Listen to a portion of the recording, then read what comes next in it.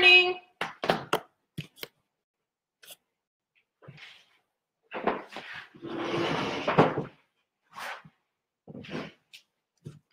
Happy Sunday. Hey, Alicia, Conrad.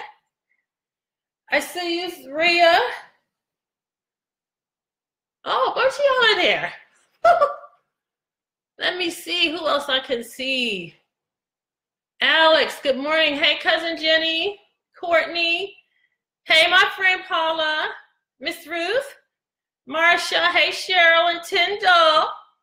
Good to see everyone. Hey, Deidre, Kareem, Lori, Jean, Miss Summers, Aaliyah, my sweet husband, Shania. Okay, how's everybody doing this morning? Everyone can hear me, I assume. Hey, Viv. We're making a soup this morning as we get started, and by the time we're finished with our session, we'll have some soup made. You should be able to scroll up to the top of this session to see the ingredients. It's a very simple soup that I came up with. Early in our marriage, my husband and I, well, my husband liked to eat tomato soup on Friday night with grilled cheese. And so we would buy the Campbell's soup and add a can of milk to it, and he'd grill a cheese sandwich, and everybody was happy, and that's how we entered into the evening. And so since we have changed our way of living, I was really interested in being able to have a soup for him that tasted good, but that didn't have the dairy. And just the other day, I was doing something in Walmart, and I decided to look at the Campbell soups. The cans have gotten smaller for some reason. I guess they're trying to stretch the stuff. But as I read the label, anything that says cream of, mushroom cream of, tomato cream of, there's going to be some dairy in it. And so what we're doing this morning, I hope everybody can see it, on the counter and stove, I just have my regular old pot. Everybody can see it? And I'm going to put some olive oil in there. I have it turned up high and put a little olive oil in there. And then my husband has helped me out this morning by chopping up all my ingredients. And I'm going to start out by sauteing some onions and garlic. And we have a garden here at our home. And for the last several years, we have raised plum tomatoes. And my goodness, they are juicy red. They smell good. The texture is different. And I started using plum tomatoes a whole lot more when my niece moved in with us a few years ago, Jayana South, and she was teaching us some of the things that she did at home. And the plum tomato was just an excellent tomato to use. When we do a garden, my husband does the big ones and all of that. But since we have an empty nest now, sometimes you don't want to cut a whole tomato, have tomato left over. And so I started experimenting with these plum tomatoes, and they are the bomb diggity. And so I've got these onions and garlic over here sauteing, and then I'm going to put the tomatoes in here in a few minutes. And while we're talking for the rest of the session, it'll cook. And by the end of the session, we're going to show you how I make it. Let me see, do I have any questions so far? I see Nancy Dudley and Phyllis Edmonds. Nancy has a meeting she has to go to. Hey, Johnny Whitson. I see Milton Neblett. So glad you're here, Mr. Cook. My brother Desmond. Are there any questions about the soup or anything that anyone may have? And I can't see everything. I'm trying my best to answer as we go. It's been raining here since yesterday morning, and soup is always good when it rains. So that's why we're doing it. You can see it. Hey, Linda. Good morning. One of the other things that I noticed, I also start this as a base for a tomato basil sauce to go on pasta. And it's just amazing how much water is actually inside of these tomatoes. It's just, the pot fills up. You don't need to add any kind of sauce. And if you're ever interested in doing a sauce like this, and you cook it down and you're still thinking in your mind that you want the texture of the commercial tomato sauce, just take some of it out and put it in the blender, and then that'll smooth it out, and you will have chunks of tomato in your tomato basil sauce. Okay, we've gotten that started. We're going to add these tomatoes. Everybody can see them.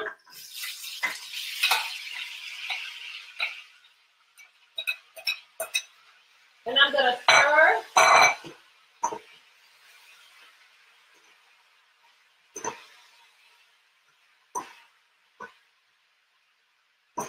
And I like to actually have some of the flavor in my soup rather than adding it to the end. So I'm going to add some parsley. And if this were summertime, I would have parsley out of my garden.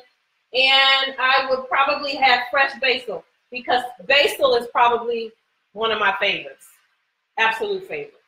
And I'm going to put some basil in here so that as it cooks, all of that is in there at the same time. I usually wait until the end before I add anything salty so that I can actually get a feel for what something is going to taste like before I add any salt or anything like that to it.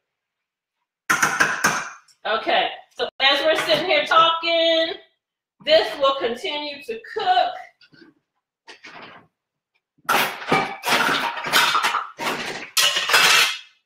And I'll check on it as we go.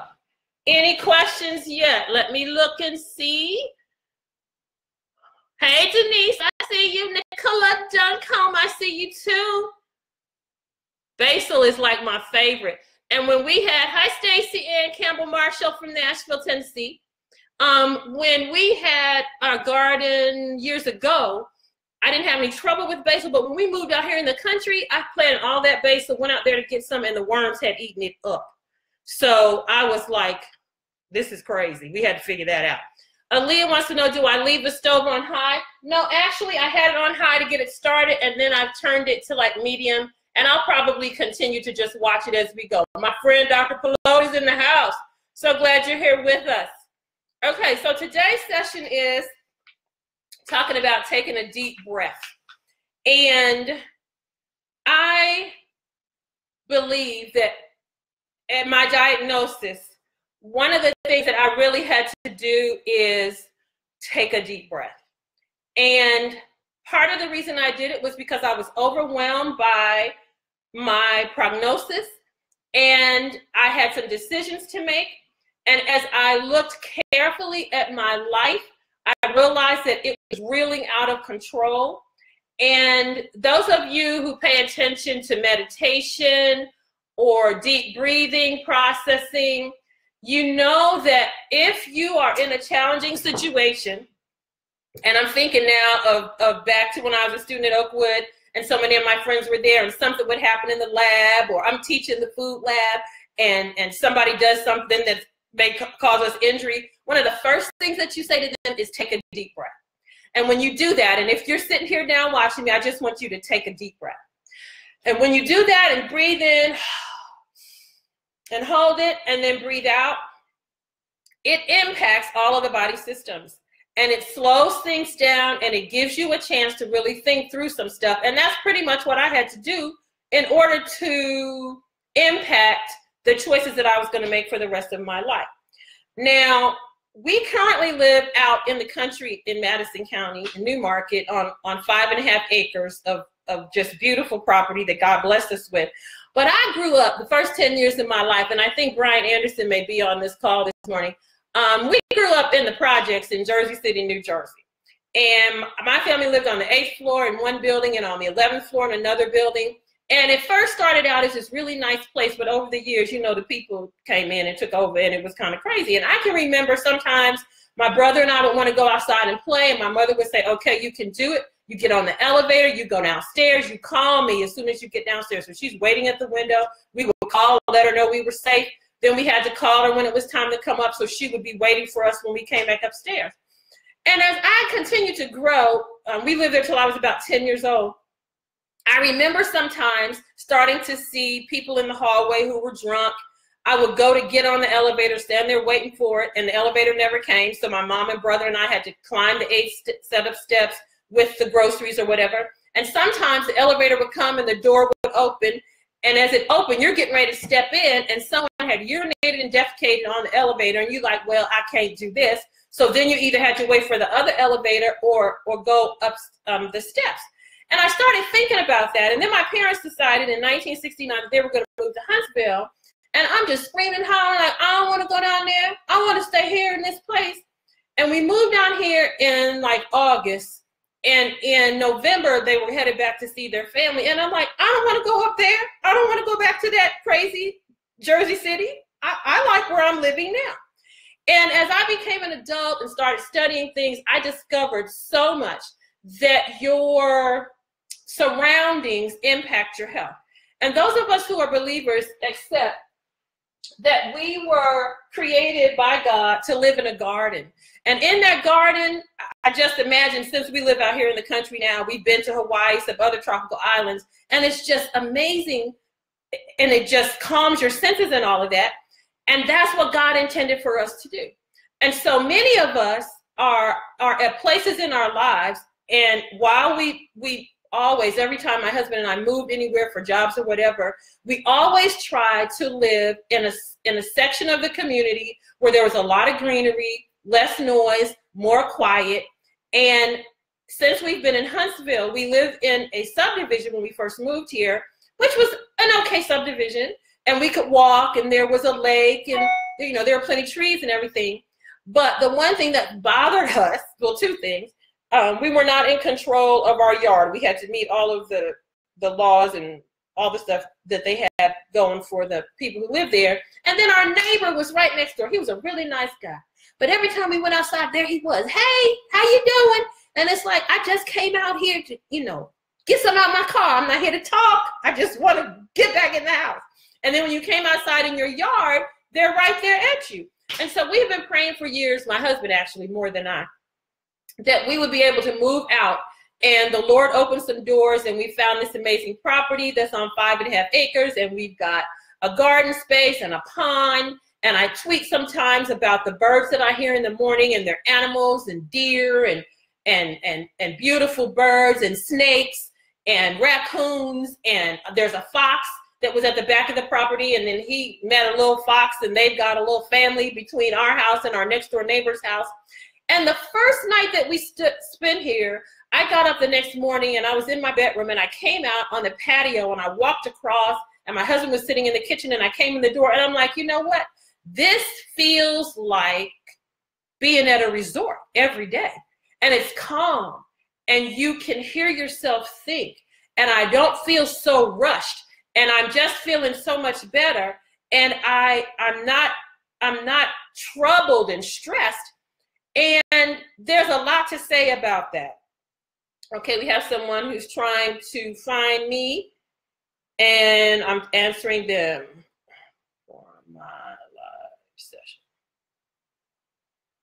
Okay, so here's the deal. When we are living like my husband and I lived prior to moving to Huntsville in Atlanta, he was very concerned, more so than I, because he was out in the community all the time and facing the traffic and the noise and blah, blah. He's like, Donna, it's time to get out of here. And once we made the decision to move and we got to Huntsville, and I would go back to Atlanta, and sometimes in Atlanta, you're sitting in the traffic and you can't move. And if it's summertime, you have the air conditioner on. If it's not summertime like spring, you want the windows open. But as you're sitting there with the windows cracked open, waiting for traffic to move on I-285, you start to have all the fumes of all the trucks and everything, the heat from the pavement. And all you want to do is either get home or get to the mall. That's all you're trying to do. And in that moment, your body recognizes that you're stressed out. And it's doing everything that it can to get you out of the situation, but you can't get out of the situation until they clear the wreck. And you listen to WSB, and they're telling you that it's backed up, and you're going to be there for 20 more minutes at least. And then once it starts to clear and you're driving, people are looking, and that slows things down. And you get to where you're going, and you can feel the tension in your body, and it's like, I just need to slow down and take a deep breath. Well, living like that every day, day after day after day after day, impacts a person's health.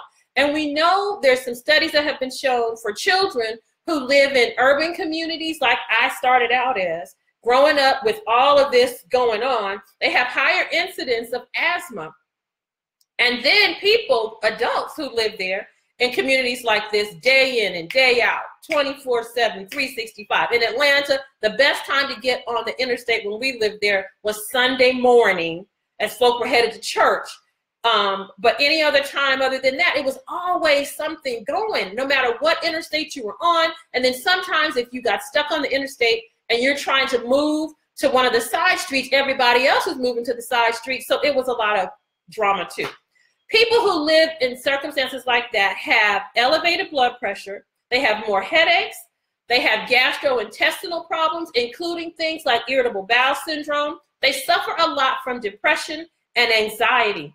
And part of the reason that that happens is because we are constantly under stress. So your body's putting out all this adrenaline and cortisol and all of that, which of course over the long period of time can lead to other problems. But the other thing is when we get out of the car and then we go into our business place of work, we're sitting in these enclosed things. I worked at Morehouse School of Medicine in one of those buildings.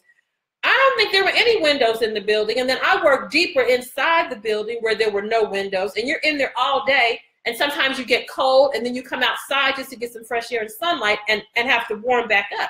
And there's a difference in the quality of the air. This is why we're talking about take a deep breath. The air inside the buildings has a positive charge to it, which is negative to the body. So the body is not getting all of the benefit of good circulation, and things start to happen when you're sitting there. And so sometimes when you're in those meetings and stuff ain't going the way you want, you're like, listen, I need to go outside and take a deep breath. And literally what you're doing when you take that breath, when you go outside, the same way in the Garden of Eden, when God planted us there and there were all these lush trees and everything, there is a negative charge to that air that stimulates the body and the circulatory system and improves your health. And so being outside in that air, opening windows in your home, keeping the windows cracked in your car are ways for you to engage with nature to improve things for your system. And for my husband and I, it meant that we were making totally different decisions as it related to how we lived our lives and what we were going to do. And I mentioned on one call that we fought for the last 20 years over how much window is going to be open, but it's important for you to keep that negatively charged air moving through your home, and that improves so many things. It gets rid of all the stuff. Our homes are filled with pollution. They say in some studies that the inside of the home is worse than the outside of the home because it's closed in. And I worked as a home economist for a number of years, and one of the things that we used to like to teach people to do was how to seal their home so that they would save on their electricity bill. So you put all these little things around where any crack of air is, which keeps the bill down, but it also negatively impacts the circulation of the air. Then you add heat on top of it, and if you're not changing your filters, it can cause some problems. And so what we suggest is that you keep your windows open. If you can't do it in your room, keep it open in another part of the house. And the weather that we're having today, I'll probably open a bunch of windows today to get some fresh in here. The other thing that you can do, if you don't live in a place or haven't chosen a place, or God has you in a place where there's not a lot of greenery, then you need to pull some of those things into your home. And there are some regular house plants. Some of you are familiar with some of those plants that improve the air. And God has made this amazing interaction. We breathe in the oxygen that the plants give off, give out the carbon dioxide, and they breathe in what we give off. So there's this amazing, beautiful exchange. And if you have plants throughout your home, that's another way for you to improve the circulation in the home. The other thing that you can do is, wherever you live, is to do some planting of things outside. And in our home, we have planted the garden, and I do herbs. And I went outside this morning and I picked some fresh rosemary and some fresh sage that has literally lasted through all of the ice that we had and frost. And if you take fresh rosemary and rub your hands on it and then smell it, it just opens up your nasal passages. And there's some interesting research about the benefit of plants, a couple others that improve cognitive performance and our muscle and mental relaxants are things like peppermint and eucalyptus. And when we lived in Atlanta, I would often go to the farmer's market, and I'd buy flowers every week, you know, for my table. But I would also buy the eucalyptus plant, and I would put it in the car. And by the time I got home 20 minutes later, I could smell stuff from California because my nasal passages in my lungs had responded to it. Rosemary, which is what I have just picked, also increases your alertness and enhances memory. And these are things that God has placed in our foods for our benefit. And so they often call this aromatherapy, and people will buy this sort of stuff and they'll, you know, boil it in the house and put it in their bathrooms or in their cars or whatever. And that is really a good thing to do, especially if you're an urban dweller. But if you're not an urban dweller, sometimes just purchasing these things and incorporating them into your environment and the way you live are going to be a blessing to you. And so in the summertime, sometimes I'll go out on the patio and I'm just sitting there breathing in the basil and rosemary because it smells so good. And the soup that we're making today, as I mentioned earlier, I actually prefer to put the fresh herbs in there. What some of the scientists suggest is that inside you have a 6-inch plant for every 100 square feet in the home. And I remember when we moved here, I think my husband is somewhere in the truck and they were pulling one of the cars, and I had rented a car, and they're like, why do you need the car? I'm like, because I got to take all my babies with me. And I had plants from jobs and funerals and stuff, and it filled an SUV that I was driving to bring with me to put in my new home so that it would help to make the air in the home less positively charged and more negatively charged. When you are able to do that, that improves it. Then when you're able to smell things, it can actually reduce aggressiveness and make you happy and relaxed and more focused. There are a couple interesting studies, and I'm going to give you a resource today. Creationhealth.com, I believe it is a website that you can go to. And this came out of actually a friend of mine, Monica Green Reed, wrote the book Creation Health, and they have developed this whole program around creation healthy living. And in one of their presentations, they talk about the effect of nature and environment. The colors blue and green, which of course are what is outside in nature, scientists have proven literally are calming on the body. And if you're a city girl like I used to be, you don't want to go out in the country where all the bugs and everything are. But when you get there, you get the benefit of calm. My favorite place is to go to the beach, and I could just be at the beach toasting every day, all day. My husband prefers the mountains. But as you leave the craziness of where you live and head out into these places, the body actually responds.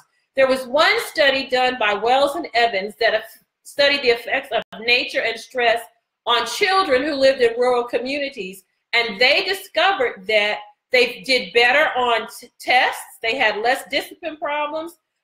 They had a greater enthusiasm for learning, and they had a great pride and accomplishment in what they were doing. And then in another study, they discovered that children who had ADHD did a whole lot better when they were living in an environment that had a whole lot more nature to it. And if you can get outside with your kids or change your environment for them, that will also be a real blessing for them.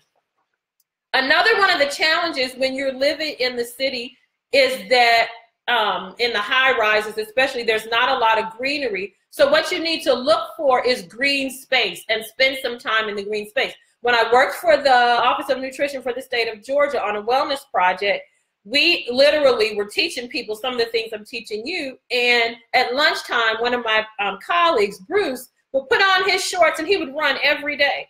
And then sometimes some of us who were not that athletic, we would go downstairs and there were parks that were there, and more communities are understanding the connection, and they're adding these green spaces. And then in Atlanta, when we did the Peachtree Road Race, we would end at Piedmont Park, and that's a huge green space. And so if you're an urban dweller, look for the green space, and you will notice a difference in how you feel. The other benefit of being outside in this fresh air is the sunlight, and we have had patients who come to our clinic whose blood pressure was elevated, and my husband was going to give them a treatment, or the physician we were working at the time was going to take care of them, and he couldn't because their blood pressure was elevated. He would set them outside in the fresh air and sunlight for about 15 to 20 minutes, And he took the pressure before they went out and then took it when they came back in, and the pressure had significantly reduced itself. They discovered in urban communities that buildings where there's more vegetation seems to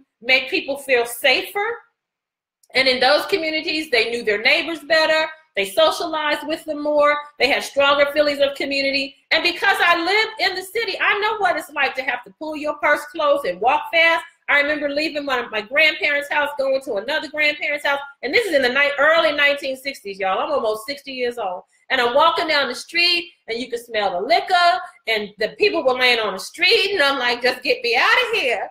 And if I was reacting that way, my body had sensed immediately that I was in a panic situation. And so if you're in an urban area, do as much as you possibly can to be around vegetation more or add vegetation to your environment. And it's going to really change how you feel. One of the things that's so funny, and I'm gonna get up and finish this soup now, to me is that over the years, my friends have loved to come to my home, even before I became plant-based and had the breast cancer. And I think it's because our home is kind of like a peaceful place. And they would get here and they would eat, and then they would go to bed, and then they would wake up and say, what else is there to eat? And then they would go sit outside, or they would take a walk in our driveway. David Person says our driveway is about a mile long, and it's flanked by trees. So just going out there and taking a walk, or sitting out on the patio, or going out to the pond, all of those things tended to nurture them and relax them. And they weren't really about doing a whole lot of talking as much as they were filling their cup up again so that they could go back and face whatever it was that they needed to face. And I think if we make conscious decisions about where we live and what is in our environment, we can see an improvement. And then for those of you who are grandparents or still raising children, get them outside. I'm not seeing questions right now, but I'm going to say this.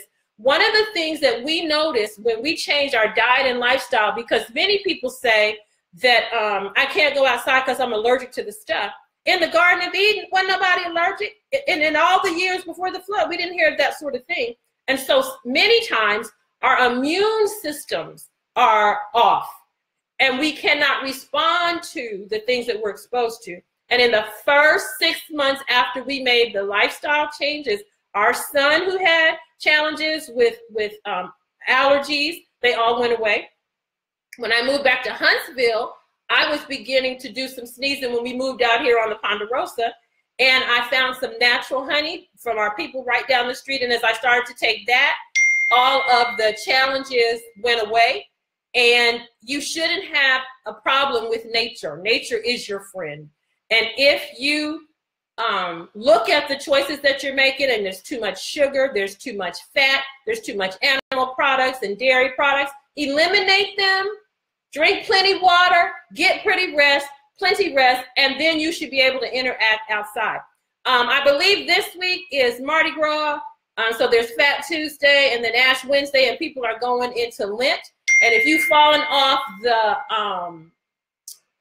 wagon and need to kind of get back on, this would be a great time to do that. And you can really see the difference in your improvement. I have a new young patient who I'm excited about, and I think I haven't told her yet, but I'm going to join her over the next 6 weeks in making some choices of my own to improve some things for me as I'm living through this mental age thing. And anytime that you make those choices, of course, it's going to improve your health. Okay, I'm assuming that Mr. Goodman is answering some questions as we go. And now it's time for me to get back over here and make this soup. The rest of you can see. I'm going to show you how the tomatoes have cooked down. Everybody can see that, yes? All right. And what we're going to do now is literally put stuff in the blender. I've got my Vitamix, which of course is one of my favorite things to use. And I'm not going to use all of the tomatoes because I want some of the tomato chunks to be in the soup as we do it. But I'm going to add some of the tomatoes to the Vitamix with the liquid that has cooked down from the, everybody see it?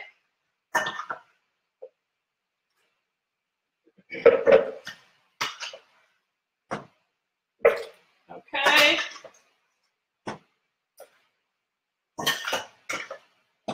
All right, and then I'm going to put this in the blender.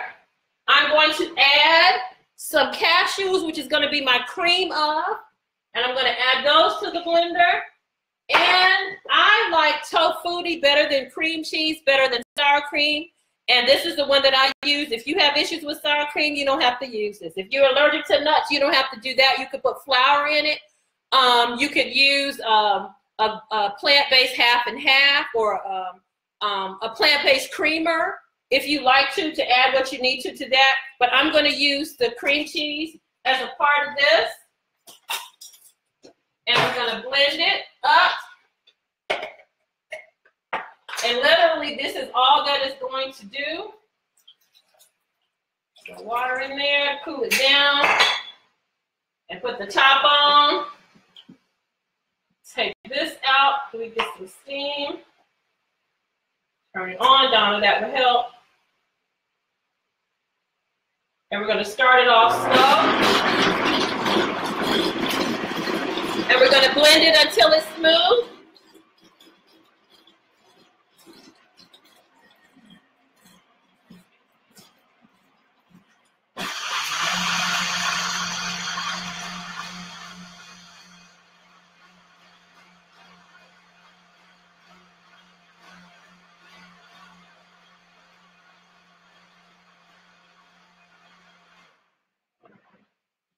Okay, and now this looks like when I used to make tomato soup for my husband and put the milk in the can of the cream of tomato soup. That's what it looks like.